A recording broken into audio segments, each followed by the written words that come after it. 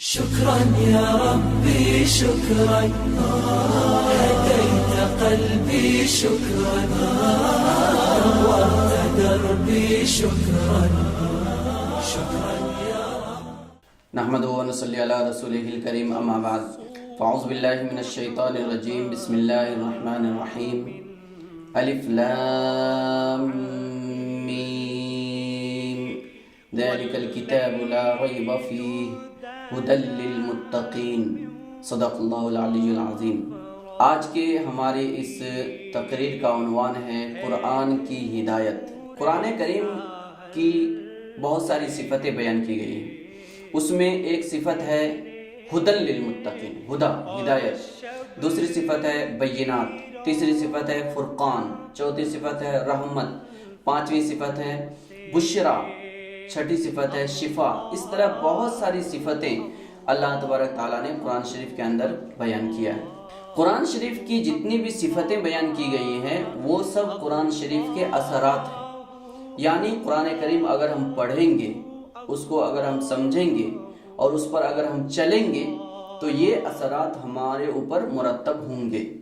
اس لیے ہم یہاں پر بہت ساری صفات کے بارے میں نہیں، صرف دو صفتوں کے بارے میں بیان کریں گے جو اللہ تبارک تعالیٰ نے سورہ بقرہ کی ابتدائی 2 آیت میں بیان کیا ہے۔ پہلی صفت ہے لا ریب فیہ۔ قرآن شریف ایک ایسا کلام ہے جس کے اندر شک و شبہ کی کوئی گنجائش نہیں ہے، اس میں شک و شبہ ہو ہی نہیں سکتا ہے کسی بھی طریقے سے۔ شک و شبہ کے بارے میں اگر ہم لوگ غور کرتے ہیں تو پتہ چلتا ہے کہ اس کی 2 صورتیں ہیں، کیسے شک پیدا ہوتا ہے، اس کی 2 صورتیں ہیں۔ ایک تو یہ کہ جس کلام میں ہم کو شک ہو رہا ہے اس کلام کے اندر کچھ نقص ہو، اور دوسرا یہ ہے کہ جو قرآن پڑھ رہا ہے اس کی عقل کے اندر کچھ کمی ہو، نہیں سمجھنے کی وجہ سے اس کے اندر شک پیدا ہوتا ہے۔ قرآن شریف کے اندر جو پہلی صورت ہے جس میں نقص کی بات ہے وہ تو ہو نہیں سکتا کیونکہ یہ اللہ تعالیٰ کا کلام ہے، اور دوسری صورت ہے تو یہ ہو سکتا ہے کہ انسان کی عقل وہاں تک نہیں پہنچتی ہے جو یہاں پہ کہا گیا ہے۔ تو لا ریب فیہ کا مطلب جو یہاں کہا گیا ہے اس کا مطلب ہے پہلی صورت، قرآن شریف کے اندر من جانب اللہ کلام ہونے کی حیثیت سے کوئی شک و شبہ نہیں ہے۔ ابھی اس سے یہ سوال ختم ہو گیا کہ اس وقت بہت سارے لوگ اس میں شک کرتے ہیں، تو یہ ان کی اپنی کمزوری ہے، قرآن شریف کا اس میں کوئی نقص نہیں ہے۔ دوسری بات جو یہاں پر کہی گئی ہے وہ ہے ہدی للمتقین۔ قرآن شریف متقیوں کے لیے ایک ہدایت ہے۔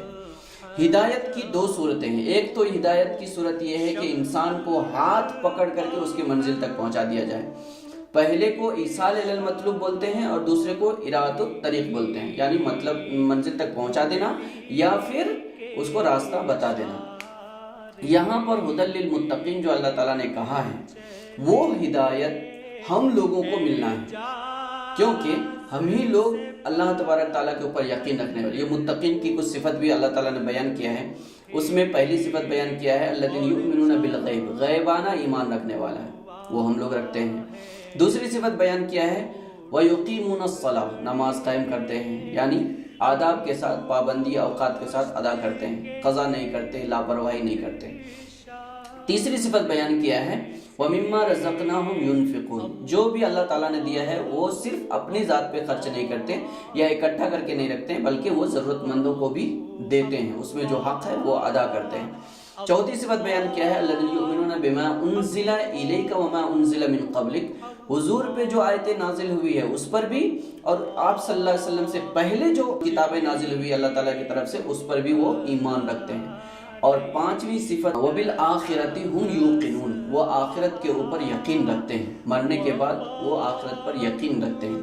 پھر اس متقین کے بارے میں جن کے اندر یہ صفات ہے، 5 صفات ہے، ان کے بارے میں اللہ تعالیٰ کہتا ہے اولئک علی ھدی من ربہم واولئک ھم المفلحون، یہ اللہ کی طرف سے ہدایت پر بھی ہے اور یہی لوگ آخرت میں کامیاب ہونے والے بھی ہیں۔ تو قرآن شریف کی جو صفت بیان کی گئی ہدی للمتقین، یہ ہدا ہم کو ملنا چاہیے اور ہم لوگوں کو یہ ٹٹولنا ہے اور یہ دیکھنا ہے کہ صحیح معنی میں قرآن شریف میں جو ہدایت کے بارے میں کہا گیا ہے کیا اس ہدایت پر ہم قائم ہیں یا نہیں ہیں۔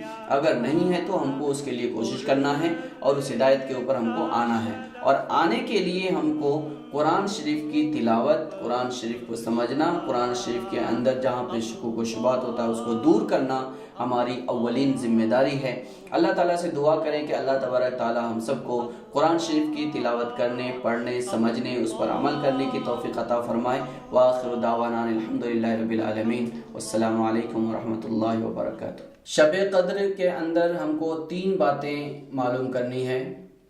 ایک یہ کہ شب قدر کیا ہے، دوسرا شب قدر کب آتی ہے، اور تیسرا شب قدر میں ہم کو کیا کیا کرنے ہیں۔